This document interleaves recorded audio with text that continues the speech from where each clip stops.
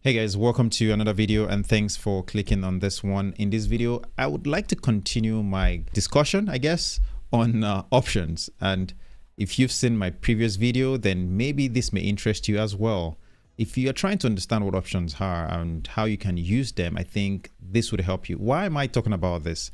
As an immigrant, most of these instruments that I am learning are things that were not available to me. Example, growing up in Nigeria, I knew about stocks, I knew about bonds, but that was it. Coming here, you're exposed to different type of assets and financial instruments that can help you build on, your financial aspirations and hopefully get to achieve the goals that you want to achieve. Now, options, all right. In the last video, I kind of went into it briefly, and I shared with you how I made about $400 in a few days just trading it. Now, $400 isn't a life-changing amount of money, but if that process can be repeated over and over, remember, if you just made 1% every single day, in 30 days, for example, you've made 30%. That is way more than what you would ever get on your savings account and what you ever make even in the stock market.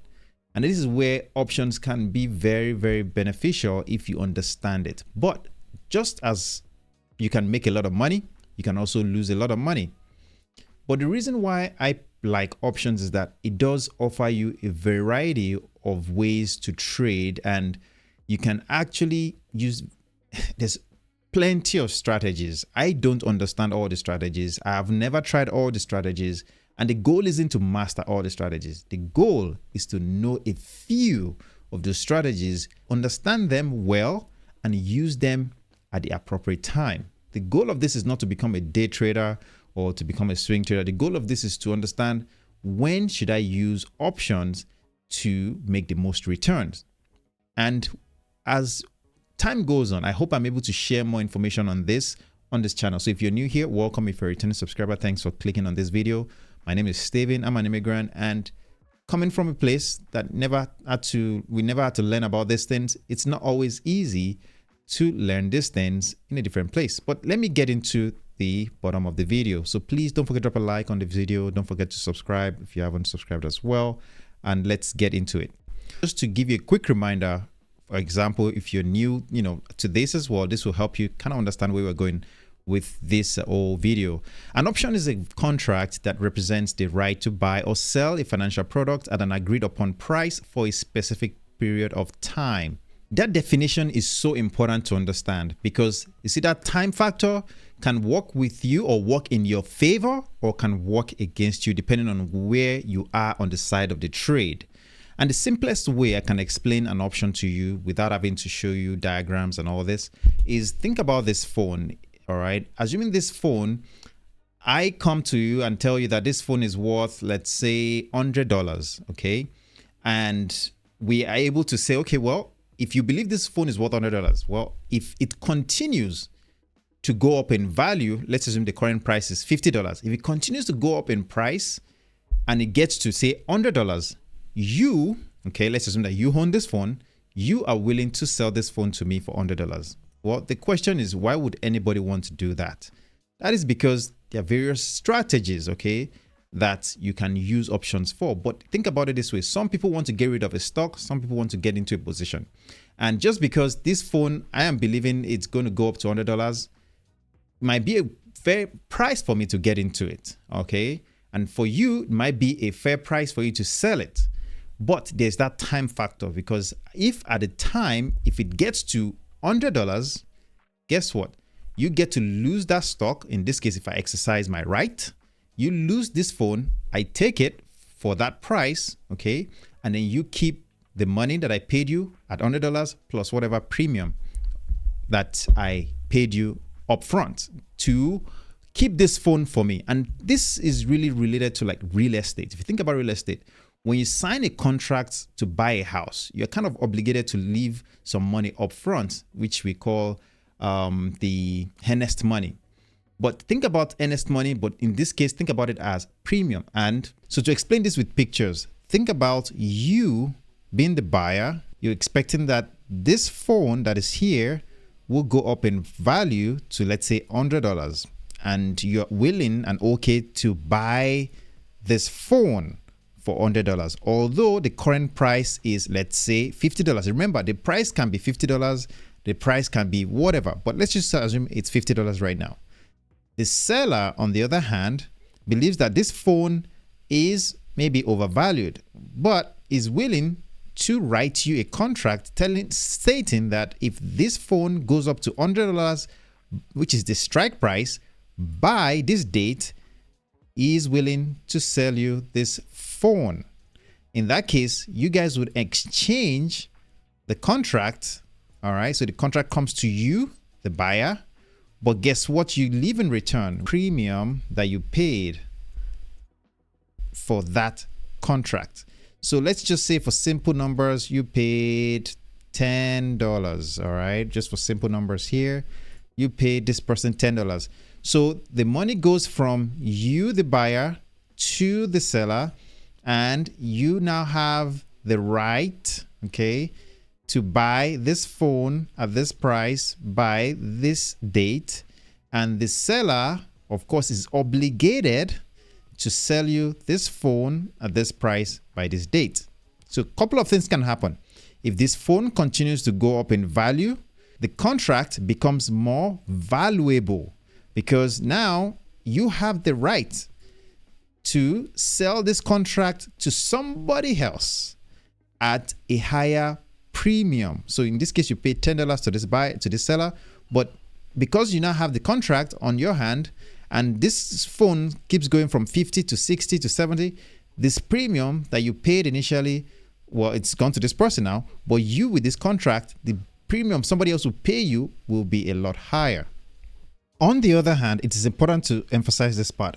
If this value of the phone starts to drop from 50 to 40, 30, and it keeps dropping, guess what? The contract you are now holding is now becoming worth less because guess what? The value of the underlying, right? This is the contract, but the underlying object is the phone. The value is getting lower. Nobody wants to pay you more than what you paid, theoretically speaking. So you pay $10 for it. Somebody else may be willing to pay you $5 for it, which means you are likely going to lose money on that contract. In this case, if you just want to sell to make money.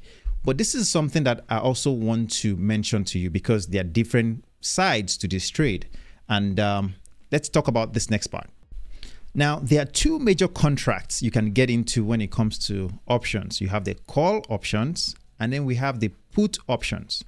For these two types of options, you can either be a seller or a buyer, and it's very important you understand the differences because this would often determine what strategy you would take depending on the position you are trying to be in this case. For example, if you go with a call option, it says a call option gives the contract owner or the holder, okay, the buyer of the call option. So in this case, if you buy a call, the right to buy the underlying stock at a specific or specified strike price by the expiration date. So like I mentioned to you, the first thing is now you know what the option is. It's a contract between, again, the seller and the buyer. Now, if you are choosing to buy a call, okay, that means you have the right to buy the underlying stock. Now, that's something that I need to mention to you. Even though I said this phone, assuming this is the phone we're trying to trade, all right, this is actually an object. But when it comes to options, what you're trading is an agreement or a contract. So because of that reason, you're not necessarily interested. Well, you could, which I'm going to get to shortly. You could be interested in the contract itself, or you could be interested in the underlying stock. So in this case, let's assume that this is the contract between you and me. This phone is what we are actually trading on. So for real life examples, Apple shares are usually traded. You can trade options on them. So that means we can actually exchange an agreement to either buy or sell the shares based on the contract that we sign. So we can sign a call contract or option or a put option. All right. Now, the next part to this is calls are typically purchased when you expect the price of the underlying stock may go up.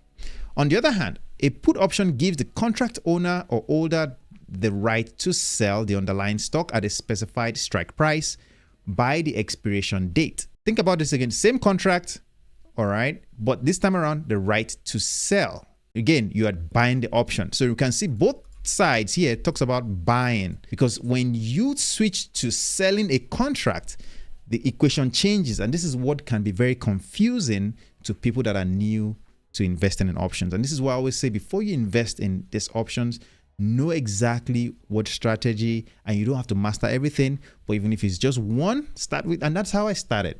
Start with one and learn it to a point where you understand it and you can trade it at any time. And then you can slowly expand your knowledge.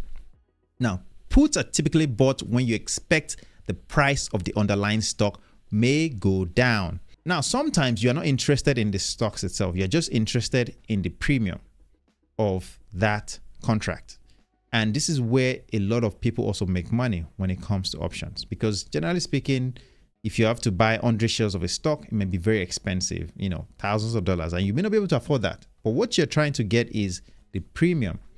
So if you think about it this way, let's assume that we signed this contract and I paid you, let's assume that I am saying I'm going to pay you, I paid you $50 for this contract. All right. Now I take this contract and I go out there, and hopefully this underlying stock, all right, in this case, the value of this phone, keeps going up towards that $100 point. Then in that case, what I would do is that I can choose to sell this contract to somebody else that may be willing to pay more than I paid. So in this case, I paid $50. Let's assume that there's somebody that is going to pay me $70 for it. Guess what? I would trade that contract to somebody else, and now I've made a profit of $20. And all I have to do is, if I can constantly repeat this process and be successful in the trade, then I can literally repeat this process and slowly make money that way. That is really the bulk of what I'm going to talk about in this video without making it too long. I hope you found value in this one. If you have, don't forget to drop a like on the video, and I'd love to see you in the next one.